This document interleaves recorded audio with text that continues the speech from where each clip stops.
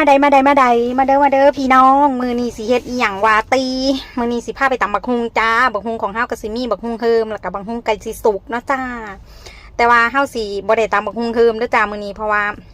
สิตำบักฮุงดิบก่อนเพราะว่าปิดมาจากต้นสดๆกรอบๆเลยจ้าเฮาก็ปอกเปลือกแล้วเฮาก็สับเนาะจ้าสับบักฮุงโดยมีดจ้าแต่ว่าอันแนวขูดก็มีอยู่แต่ว่าอยากใส่มีดแล้วก็เฮากับปิ้งไก่ไปน้ำเนาะค่ะปีไก่ที่เฮามักไว้นั่นล่ะจ้าได้เลือกงามย่ำดีแล้วเอามาปิ้งแล้วอันนี้สิเป็นเม็ดกระถินซื้อมา10 บาทอันนี้สิเป็นมะกอกหลอนอันนี้มะเขือเทศจ้ามักนาวแป้นอารมณ์ดีแล้วก็สิได้หอยเชอรี่มาน้ำเนาะจ้าถุงละ50 บาทสดๆเลยจ้าเพิ่นหาแต่งมมาเพิ่นเอามาขายก็เลยซื้อมาซาบักฮุงแล้วเฮาก็สิเอาหอยเชอรี่ของเฮาไปล้างเนาะค่ะเฮาสิลวกใหม่อีกรอบนึงล้างทำความสะอาดให้เรียบร้อยเนาะค่ะย่านเจ็บท้องเฮาก็ล้าง2-3 น้ำแล้วเฮาก็สิเอาไปลวกใหม่ค่ะเพราะว่าสิกินสิได้บ่เจ็บท้องเจ็บไส้ปีกไก่ของเฮาก็สุกแล้วบางอันก็ใหม่แล้วเฮาก็สิได้ตำบักฮุงเนาะค่ะใส่กระเทียมบักพริกแล้วก็ผงนัวอันนี้สิเป็นน้ำตาลเด้อค่ะอันเทลงไปหลายๆเนี่ยน้ำตาลแดงกับน้ำตาลทรายขาวปนกันมันก็เลยเป็นสีจังสีจ้าแล้วเฮาก็ตำยองคือเก่าค่ะพี่น้องให้มันมุนอุ่ยปุ๋ยอยู่ในโคกแล้วก็ใส่หอยของเฮาสุกแล้วเด้อค่ะเฮาก็ไปเอามาเทน้ำออกเนาะค่ะหอยกับกรุบกรอบซีมเบิ่งแล้วเฮาก็เสียนมาตำบักฮุงต่อเนาะค่ะมื้อนี้ใส่บักกอกหลอนของเฮาลงไป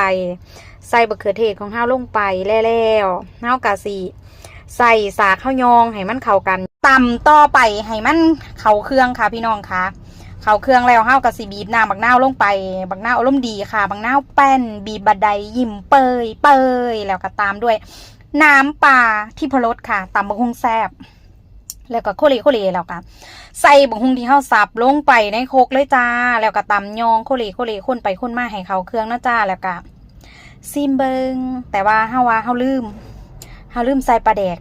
เฮาเป็นคนขี้ลืมค่ะพี่น้องค่ะแต่ว่าเป็นคนมักเฮ็ดกับข้าวแต่บางเทื่อก็ลืมแล้วเฮาก็สิใส่น้ำปลาแดกอันแซ่บนัวของเฮาลงไปในโคกเนาะจ้าแล้วก็